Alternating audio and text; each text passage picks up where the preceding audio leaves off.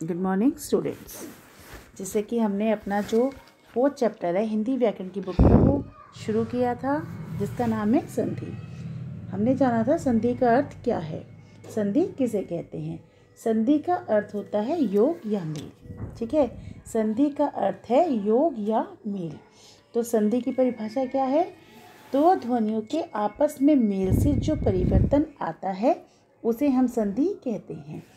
और इसी प्रकार जब हम इन्हें शब्दों को अलग अलग करके लिखते हैं तो वो कहलाता है संधि विच्छेद। आगे हमने पढ़ा था संधि के कितने भेद हैं। संधि के 3 भेद हैं। पहला स्वर संधि, दूसरा व्यंजन संधि और तीसरा विसर्ग संधि। अब हमने तीनों भेदों के विषय में जाना था।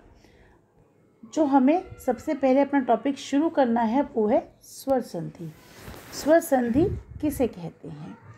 जैसा कि मेरे नाम से पता चल रहा है, स्वर यानी कि हमारी वर्णमाला का जो विभाजित क्षेत्र स्वर है, दूसरा व्यंजन है, उसमें स्वर के विषय में हम इसमें जानेंगे। स्वर संधि कब होती है?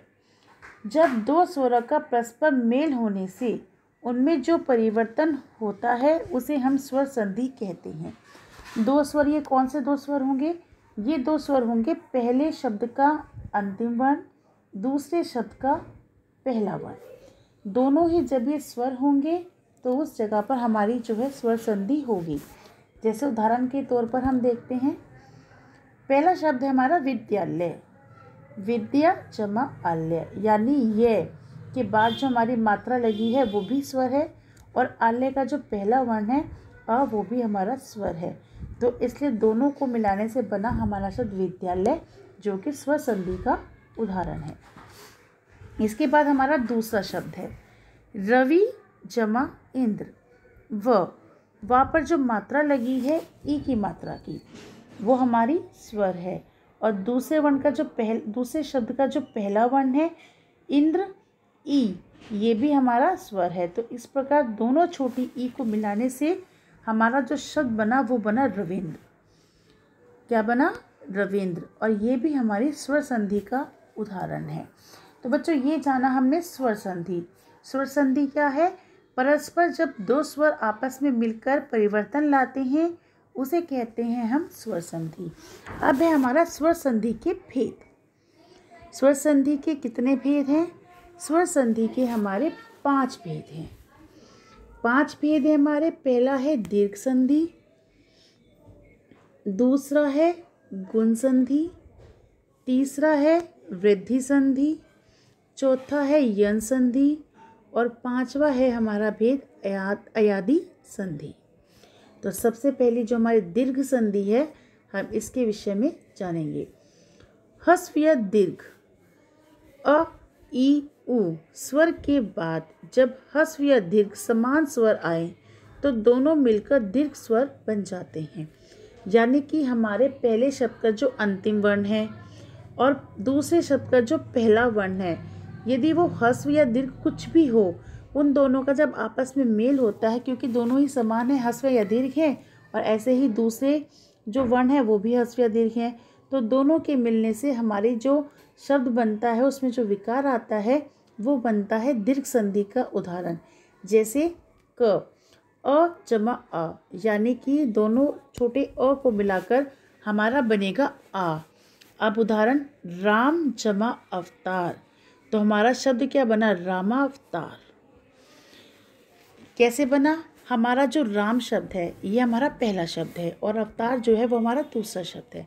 राम का अंतिम वर्ण माँ किसके साथ पूरा हुआ? अ स्वर की ध्वनि के साथ। ऐसे ही अ हमारे पास दिया गया है, तो दोनों को मिलाकर बना हमारा रामा अवतार। ठीक है। अब इसी के नीचे है दीप जमा अवली। दीप कैसे लिखे हमने दीप को? जब हम पा को खंडित करेंगे तो प जमा अ लिखा जाएगा, तो हमारा अंतिम वर्ण क्या बना? अ। और ऐसे ही जमा अवली, अवली का पहला वर्ण क्या है? हमारा स्वर। तो दोनों छोटे अ को मिलाकर हमारा बना आ, और इस प्रकार जो हमारा नया शब्द तैयार हुआ वो है दीपावली। इसी प्रकार सूर्य अस्त, सब आधीन। ठीक है, ये थी हमारी दीर्घ संधि का पहला नियम। अब है हमारा दूसरा नियम, अ जमा आ। या आ जमा अ, दोनों ही क्या बनेंगे? आ। चाहे पहला वर्ण हमारा ए है और दूसरा आ है, या फिर पहला वर्ण हमारा आ है और दूसरा ए है, चाहे इसमें से कोई सी भी स्थिति हो, जो हमारा विकारित स्वर आएगा वो होगा आ। जैसे हिम जमा आल्य, हिमालय। पुस्तक जमा आल्य, पुस्तकालय। ऐसे ही इधर रेखा जमा अंकित, रेखांकित। शिक्षा जमा अर्थी, शिक्षार्थी। यह है हमारा दीर्घ संधि का दूसरा नियम। अब है हमारा तीसरा नियम। तीसरा नियम है हमारा आ जमा आ। जब पहला वर्ण भी बड़ा आ है और दूसरा वर्ण भी बड़ा आ है तो दोनों आ को मिलने से कोई विकार उत्पन्न नहीं होगा और वो आ ही रहेगा। बस जब हम शब्द को जोड़कर लिखेंगे तो एक स्वर लिखेंगे। जैसे महा जमा आत्मा, क्या बना? महात्मा। चिकित्सा जमा आलय, चिकित्सालय। वार्ता जमा आलाप, वार्तालाप। प्रतीक्षा जमा आलय, प्रतीक्षालय। इस प्रकार हमने 3 नियम जाने। ऐसे ही हमारे पास और भी नियम दिए गए हैं दीर्घ संधि के। जैसे छोटी ई और बड़ी ई दोनों वर्ण मिलकर क्या बने? बड़ी ई। जैसे रवि जमा इंद्र, रविंद्र। मुनि जमा इंद्र, मुनीन्द्र। अभि जमा इष्ट, अभिष्ट। हरि जमा इच्छा, हरिच्छा। छोटी ई और बड़ी ई दोनों ही मिलकर बनेंगी बड़ी ई। अगला नियम है हमारा छोटी ई जमा बड़ी ई हो या फिर बड़ी ई जमा छोटी ई हो, तो इन दोनों ही स्थिति में हमारी जो विकारित ध्वनि आएगी वो होगी बड़ी ई। जैसे मुनि जमा ईश्वर, मुनीश्वर। हरि जमा ईश, हरीश। नारी जमा इंद्र, नारेंद्र। लक्ष्मी जमा इच्छा, लक्ष्मीच्छा। ये था हमारा 5वां नियम। अब है हमारा छठा नियम। छठा नियम में है हमारे दोनों ही वर्ण बड़ी ई हैं तो क्या होगा?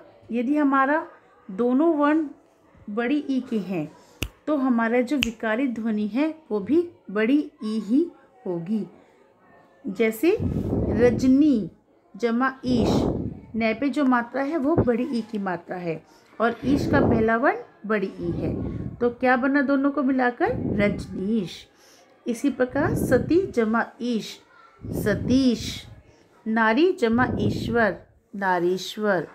नदी जमा ईश, नदीश। अब है हमारा नेक्स्ट 7वां नियम।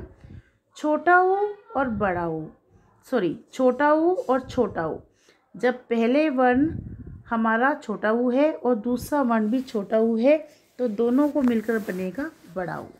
यानी कि जो हमारा शब्द है, शब्द के दोनों शब्दों का जो अंतिम और पहला वर्ण है वो दोनों ही जगह पर ऊ होगा, तो हमारा विकारित ध्वनि बनेगी बड़े ऊ की। जैसे सु जमा उक्ति, सुक्ति। भानु जमा उदय, भानुदय। अब हमारा 8वां और आखिरी नियम स्वर संधि का। उ जमा ऊ, उ जमा ऊ बराबर ऊ। यानी कि जैसे हमने ऊपर आ और ई के विषय में पढ़ा है, चाहे छोटा ऊ और बड़ा ऊ मिले या बड़ा ऊ और छोटा ऊ मिले, जब ये ऐसी स्थिति होगी तो जो हमारी विकारित ध्वनि बनेगी वो होगी बड़े ऊ की ध्वनि। और इस प्रकार हमारा भानु जमा ऊर्जा यानी भानुर्जा। वधु जमा उत्सव, वधोत्सव। इस प्रकार हमारे शब्द बनेंगे दीर्घ संधि के अंदर। अब बच्चों देखो, हमने स्वर संधि का जो पहला भेद है दीर्घ संधि, उसके विषय में पढ़ा, जिसके हमने 8 नियम पढ़े कि कौन सी जो स्वर हैं उनकी ध्वनि किस में परिवर्तित हो जाती है और ये स्वर कौन से होते हैं, कौन से वर्ण होते हैं। ये हमारा शब्द है जो उसका विच्छेद करने के बाद जो हमारा पहला शब्द है और दूसरा शब्द है, पहले शब्द का अंतिम वर्ण और दूसरे शब्द का पहला वर्ण, जब ये दो परस्पर ध्वनियाँ आपस में मिलती हैं तब इसे कहते हैं हम संधि। और दीर्घ संधि, स्वर संधि का जो पहला भेद है दीर्घ संधि, उसमें हमने 8 नियम जाने अपने शब्द को बनाने की। आज हम इतना ही करेंगे और कल हम स्वर संधि का जो दूसरा भेद है, तीसरा भेद है, यानी कि आगे के चारों जो भेद हैं उसके विषय में पढ़ेंगे। तब तक आप बहुत ध्यान से दीर्घ संधि को समझने का प्रयास कीजिए।